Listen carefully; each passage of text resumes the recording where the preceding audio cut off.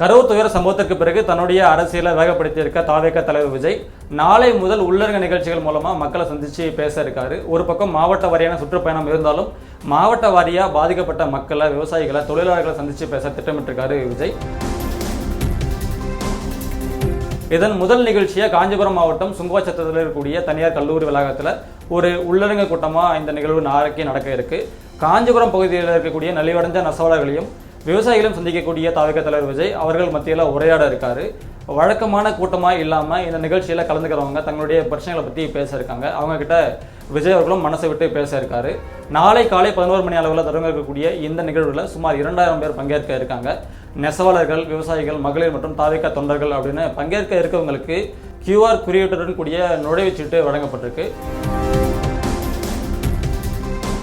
முழுக்க உள்ளரங்க நிகழ்ச்சியாக இருக்கிறதால அடையாள அட்டை வச்சிருக்கவங்க மட்டும் நிகழ்ச்சியில் கலந்துக்க அழைப்பு கொடுக்கப்பட்டிருக்கு. நிகழ்ச்சிக்கான ஏற்பாடுகளும் கிட்டத்தட்ட முடிஞ்சிருக்கிறதால தாவேக தொண்டர்கள் எதிர்பார்ப்பில் இருக்காங்க. விஜயோடைய இந்த புது மூவ் பற்றினா உங்களுடைய கருத்தை கமெண்ட்ல சொல்லுங்கள்.